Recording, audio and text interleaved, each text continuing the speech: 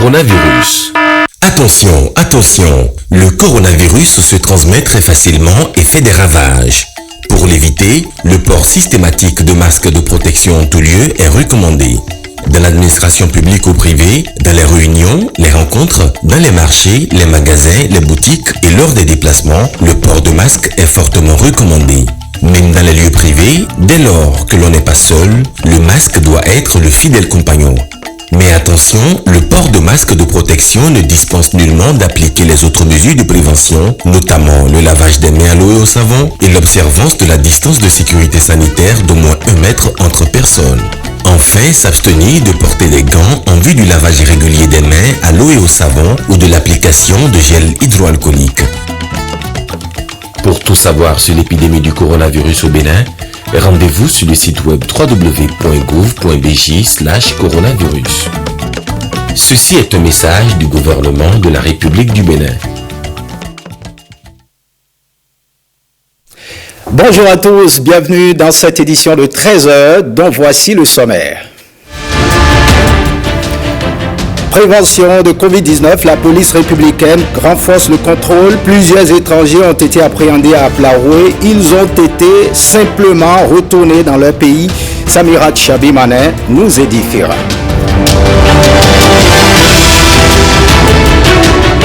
Le compte à rebours pour les municipales et communales du 17 mai au Bénin, la HAC affûte ses armes avec les organes de presse pour une couverture médiatique efficace et efficiente. Vous entendrez le président de cette institution, Rémi Prosper Moretti.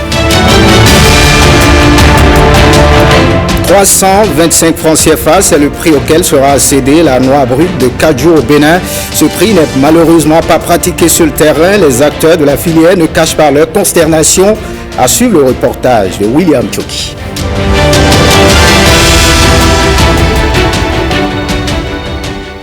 Bienvenue si vous nous rejoignez. Ouvrons par la session extraordinaire de la conférence des chefs d'État et de gouvernement de la CEDEAO qui a démarré ses travaux ce matin.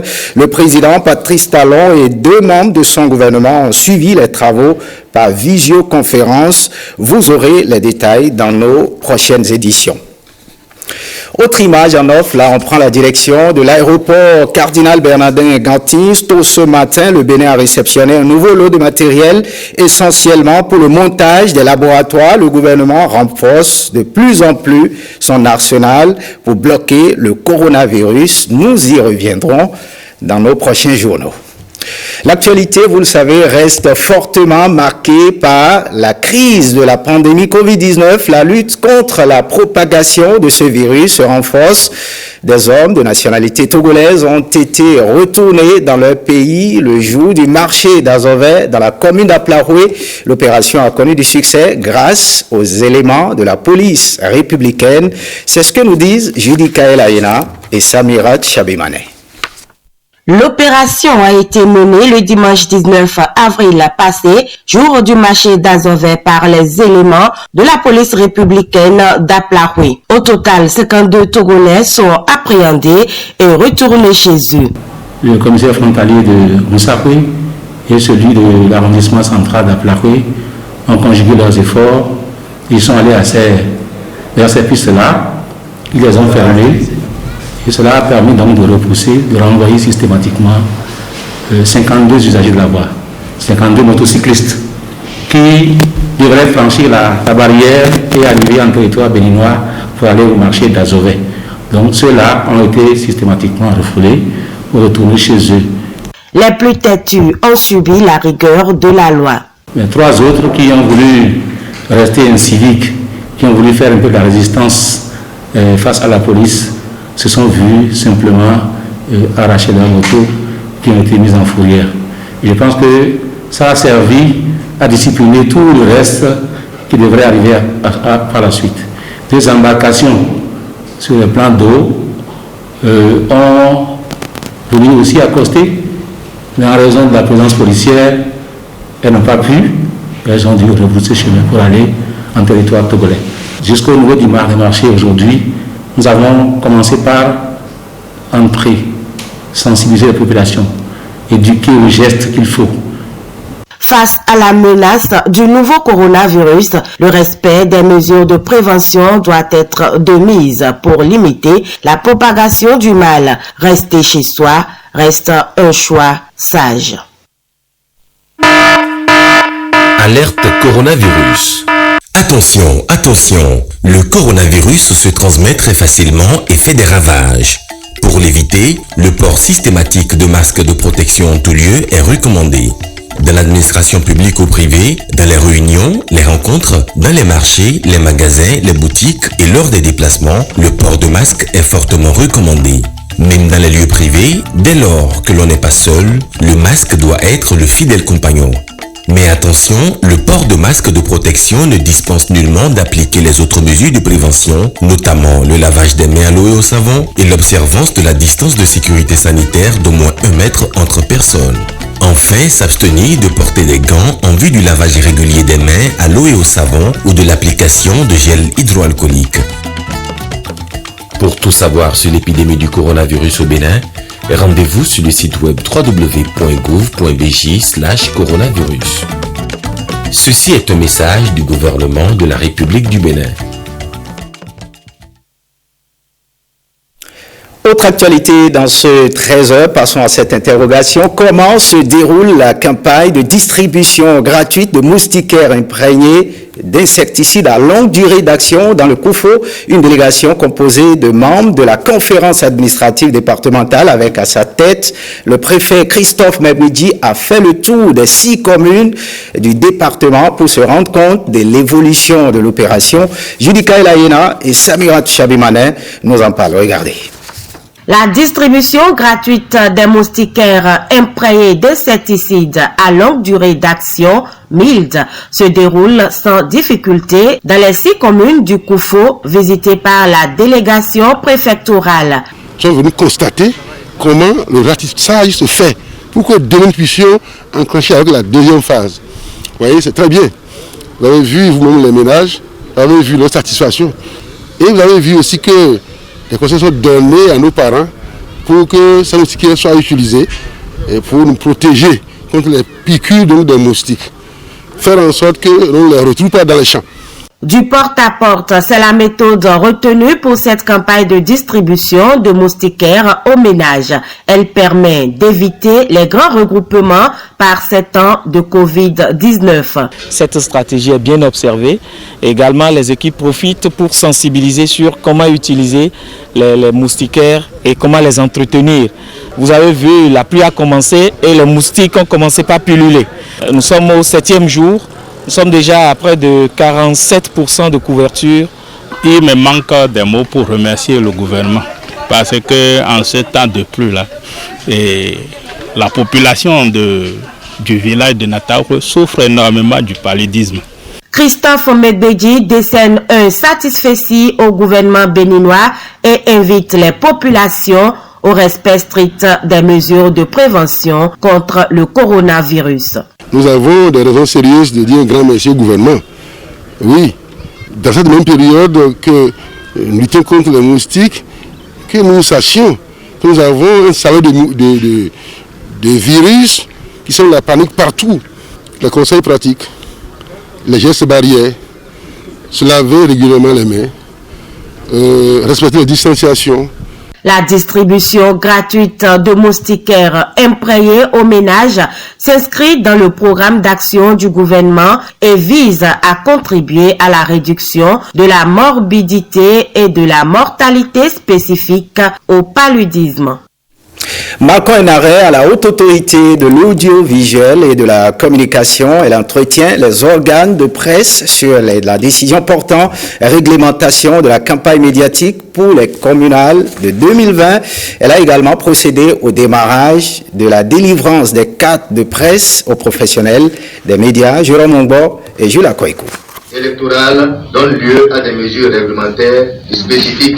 2 temps forts ont marqué cette séance de travail à la hâte. Le premier est relatif à la décision portant réglementation, malgré la crise sanitaire due au coronavirus, de la campagne électorale médiatique pour les communales de 12 mai prochain. La présente décision a pour objet de réglementer l'accès aux médias publics et privés pendant la campagne médiatique pour les élections communales de l'année 2020, conformément aux articles 129 et 339 du Code de l'information et de la communication, 45 et 57 du Code électoral en République du Bénin. Cette décision comporte 26 articles répartis en deux parties.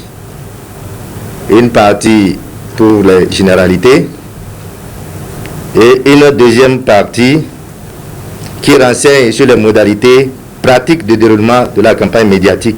Une campagne médiatique inédite. Une campagne médiatique qui nous amène à changer nos habitudes. Une campagne médiatique particulière à cause de la pandémie du coronavirus. Nous sommes obligés de nous adapter. Nous sommes obligés de faire des sacrifices. Faisant d'une pierre deux coups, la HAC a satisfait à une doléance majeure de ses partenaires, la délivrance symbolique et officielle de la carte de presse, empreinte d'innovation. L'ancienne méthode consistait à lancer la délivrance de cartes, ce qui est complètement absurde. Avec le recul, nous avons analysé, étudié le dossier et on a compris que normalement, chaque fois qu'une carte professionnelle arrive à expiration, le bénéficiaire pourrait demander le renouvellement sans autre forme de protocole. Donc désormais, ceux dont les cartes sont arrivées à terme pourront en faire la demande librement et la HAC serait en mesure de leur délivrer les cartes. Merci pour tout ce que vous faites. Dans les 6 antennes régionales de l'organe de régulation, les professionnels des médias peuvent retirer leurs cartes et à Cotonou, à l'annexe de la direction générale de la HAC. Parlons toujours des élections communales et municipales qui sont prévues pour le 17 mai.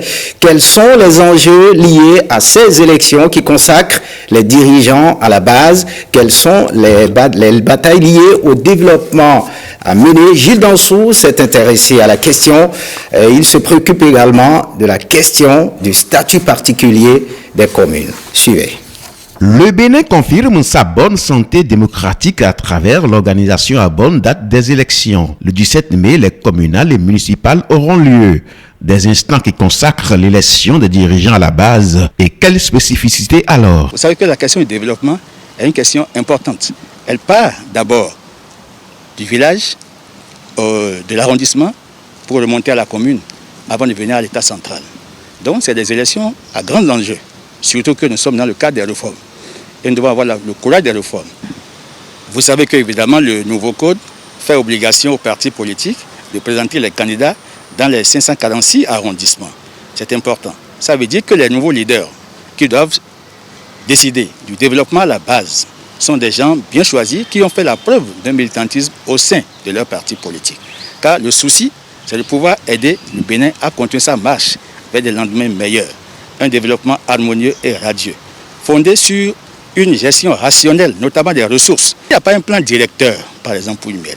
Si le maire n'est pas capable de dire comment est-ce qu'il peut lever les fonds, quelles sont les options qu'il fait, par exemple, pour assurer un meilleur recouvrement des ressources, pour engager les dépenses, avant de bénéficier de l'appui du gouvernement, ce n'est pas un maire clairvoyant. Donc il faut des maires lucides, suffisamment outillés, clairvoyants, équilibrés et qui aiment leur commune, qui aiment le Bénin. 3 villes à statut particulier, Cotonou, Porto Novo, Parakou. Mais quels sont les critères pour que d'autres villes rejoignent la BAC? Entre autres, l'exemple d'Abomey-Calavi est cité ici. Donc il faut que les mairies soient viables, il faut veiller à ce qu'on s'assure que les mairies peuvent s'autofinancer. C'est important pour la mise en œuvre des plans de développement. Il y a des mairies qui peinent à trouver les plans de développement. Aujourd'hui, vous voyez à Abomey-Calavi, je peux me réjouir de ce que la mairie de Calavi est en train de mettre en œuvre le plan de développement communal 3e génération.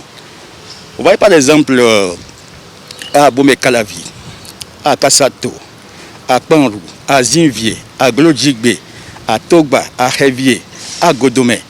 Bon Dieu, il y a eu de grandes réalisations qui ont été faites et je m'en réjouis. Mieux, vous savez que la commune d'Abomey-Calavi s'apprête à accueillir de lourds investissements. Vous savez que l'hôpital de zone qui est là est renforcé et aujourd'hui, l'État envisage et est en train de réaliser un hôpital de référence à Abomey-Calavi. Vous avez vu les logements sociaux. Donc, Abomey-Calavi s'apprête à recevoir de gros investissements pour le quinquennat qui s'annonce. Donc, il est important que les conseillers qui sont là, qui sont sur la liste, se préparent pour pouvoir gérer, évidemment, les ressources qui leur seront affectées pour un développement harmonieux. Des réformes engagées qui consacrent la bonne santé démocratique de notre pays. Voyons à présent les défis de la campagne agricole 2021. Pour la campagne agricole 2020-2021, le gouvernement du Bénin, à travers le ministère de l'Agriculture, a voulu mettre l'accent sur des produits agricoles au marché, une volonté qui sous-tend la prise des dispositions pour une campagne réussie. Quelles sont alors ces dispositions prises, surtout dans le contexte de la pandémie Covid-19? Élément de réponse avec William Tchoki. La dynamique reste la même et l'engagement plus accru. Une mise en route des plans nationaux de développement des filières agricoles. Des résultats au compteur, le gouvernement à travers le ministère de l'Agriculture attaque une autre manche de la bataille. Il veut assurer l'accès des produits agricoles aux marchés nationaux, régionaux et internationaux. Cette option de la campagne agricole 2020-2021 prend en compte tous les aspects de la production agricole, à commencer par la mise à disposition des semences et plans de qualité et des intrants spécifiques.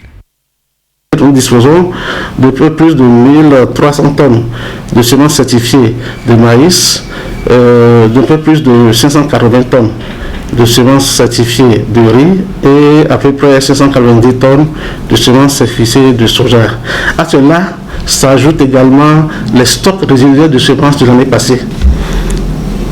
Il faut dire qu'en matière des plants greffés de manguier, puisque le règlement technique annexe du manguier a été homologué cette année, et suite à cette homologation, des actions ont été entreprises pour retenir les sites de production de pépinières de plants greffés de manguier qui répondent aux normes. Les filières à haute valeur ajoutée et celles conventionnelles ne sont pas les seules à bénéficier de l'amélioration du dispositif d'appui conseil. Le secteur de la pêche et celui de l'élevage sont dans le viseur des décideurs. Cette campagne agricole leur offre d'ailleurs une place de choix. Pour 2020, on a pris des dispositions. Au titre de ces dispositions, c'est que nous allons encourager, n'est-ce pas, la reprise de toutes ces exploitations. Donc, tout ça sera encouragé. On va encourager également la création de nouvelles exploitations, puisque le poste le plus cher, le poste qui coûte plus cher dans la production, c'est le poste aliment. Ça fait soit 65 à 70% du coût de production. En 2020, l'État a décidé de subventionner l'aliment à travers les interventions de la TDA 7. C'est bien les enlever que l'aliment.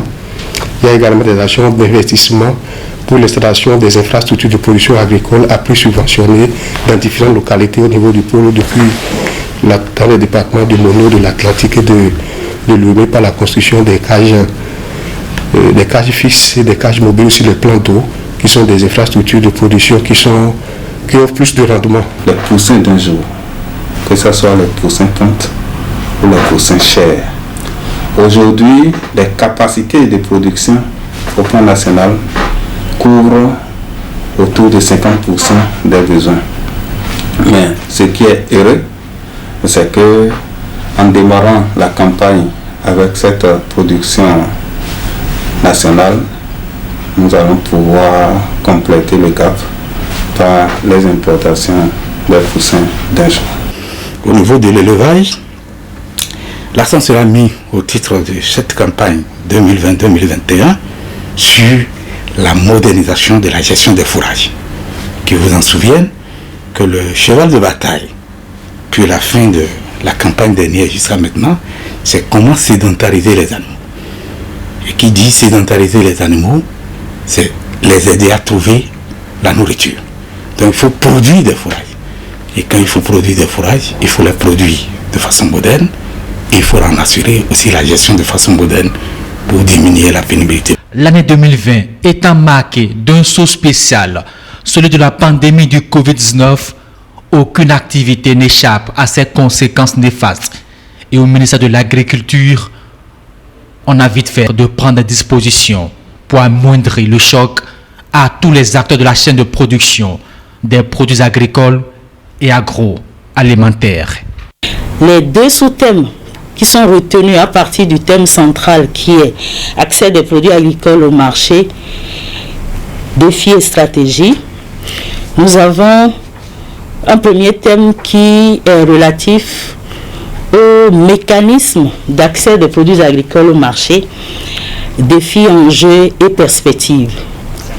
Nous avons aussi un second thème qui est la mise en relief de l'accompagnement aux petites et moyennes entreprises agroalimentaires face aux mesures non tarifaires et aux mesures liées à des situations conjoncturelles. Donc chaque thématique fera le lien avec la situation actuelle que nous vivons et les implications sur lesquelles il faut vraiment travailler pour obtenir des résultats probants.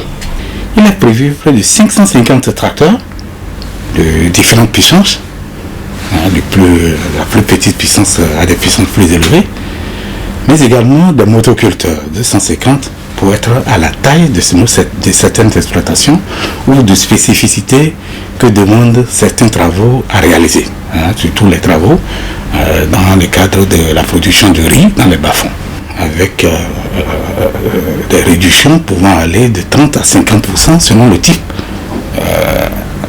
de machine ou le type d'équipement que le producteur aura à prendre. Environ 150 boutiques seront installées sur toute l'étendue du territoire pour la mise à disposition des pièces de rechange. Renforcer son engagement aux producteurs, atténuer le choc de Covid-19, assurer l'accès des produits agricoles au marché. Des défis et des stratégies sont mis en branle pour une campagne agricole 2020-2021 réussie. On parle toujours du secteur agricole. 325 francs CFA, c'est le prix plancher fixé par le gouvernement pour tout achat de noix brutes de cajou au Bénin. Ce montant a été rendu public lors du lancement officiel de la campagne de commercialisation, mais la réalité est tout autre sur le terrain, chose que n'approuve pas la Fédération nationale des producteurs d'Anacad du Bénin, FENAPAB. La présidente de la structure fustige cet achat au rabais. Il rappelle les uns et les autres à l'ordre. C'est à travers une déclaration faite au siège de l'association. Elle est au micro de Nathalie Doris Rolabi. Il nous a été donné de constater que depuis le lancement officiel de la campagne de commercialisation des noix de cajou, le prix plancher n'est pas respecté sur le terrain. Les achats se font à des prix 150 à 250, inférieurs au prix plancher de 325 francs le kilogramme fixé par le gouvernement. Ces prix ne permettent pas de couvrir le coût de production des noix brutes de cajou de nos producteurs et appauvrissent davantage les vaillants producteurs que nous sommes. La FENAPAB, après concertation de tous les producteurs, avec tous ces démembrements, encourage tous les producteurs à vendre les noix de cajou à partir de 325 francs, tel que fixé par l'autorité. Toutefois, nous recommandons aux productrices et aux producteurs de cajou de veiller au bon conditionnement de leur stock pour le maintien de la qualité des noix. Nous saisissons cette occasion pour rappeler aux producteurs d'Anacad que face à la pandémie du coronavirus qui sévit actuellement, il est important de respecter les mesures barrières préconisées par le gouvernement en évitant les regroupements, en veillant au lavage systématique des mains et au port de masques dans toutes vos sorties. La FENAPAP compte sur la compréhension et la mobilisation de tous pour sauver la filière anacarde et éradiquer du Bénin le Covid-19. Nous, producteurs d'anacarde du Bénin, saluons les efforts de son Excellence, Monsieur le Président de la République, Patrice Talon, et son gouvernement pour l'attention particulière qu'il ne cesse d'accorder pour la promotion de la filière anacarde.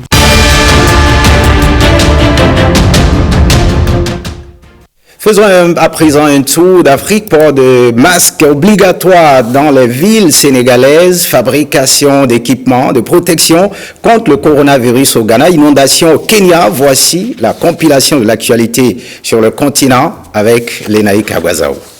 Au Sénégal, le port de masque est désormais obligatoire dans les commerces, les transports et les administrations afin de freiner la propagation du coronavirus. La décision est fortement appréciée par les habitants de Dakar, la capitale. Oui, c'est une bonne initiative dans la mesure où elle nous permet d'éradiquer le plus rapidement possible la maladie et surtout de se protéger. Parce que comme vous le savez, la maladie est une maladie très dangereuse déjà. Donc si tout le monde portait un masque, ça nous permettra d'ici peut-être quelques jours, avec l'aide de Dieu aussi, Inch'Allah Rabbi, d'éradiquer la maladie pour de bon et vaquer à nos préoccupations. Parce que là, l'économie est arrêtée, tout est arrêté, rien ne bouge et cela ne nous arrange pas. Je pense que la question a été très bien posée et ça c'est à saluer car le gouvernement est sur cette chemin-là. Mais la seule chose en est qu'ils devront indiquer lequel des masques qu'on doit porter. Parce qu'il y a beaucoup de masques dans les rues que les gens vendent, les marchands ambulants et autres.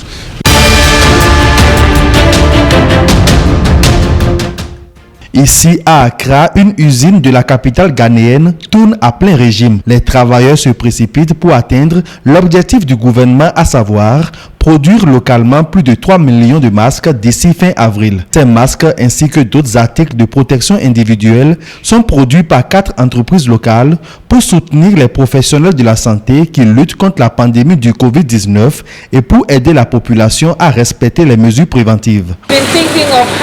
C'est une situation très malheureuse que traverse le pays avec la pandémie, mais elle offre aussi des opportunités.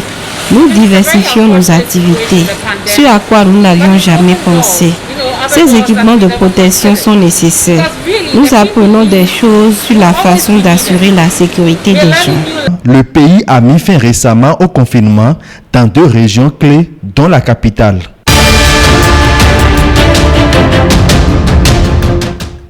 Les habitants de Kisumu, dans l'ouest du Kenya, quittent leurs habitations détruites par les inondations. Ils ont peur dans ces conditions de contracter le coronavirus en attendant de reconstruire leur vie. Nous respections toutes les réglementations de l'OMS sur le coronavirus. Mais maintenant que nous avons été chassés de nos maisons, inondations, je crains que nous l'attrapions et qu'il nous tue.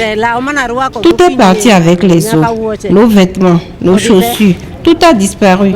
Il ne reste plus rien. J'en suis maintenant à la 83e année de ma vie. Une inondation de nature similaire ne s'est produite qu'en 1961. Les eaux de crue ont presque tué nos enfants. Faites ce journal. Merci de l'avoir suivi. Merci à toute l'équipe de préparation. À 20h, vous aurez Ariane Da Silva. Vers l'après-midi, à tous et à toutes en compagnie de nos programmes.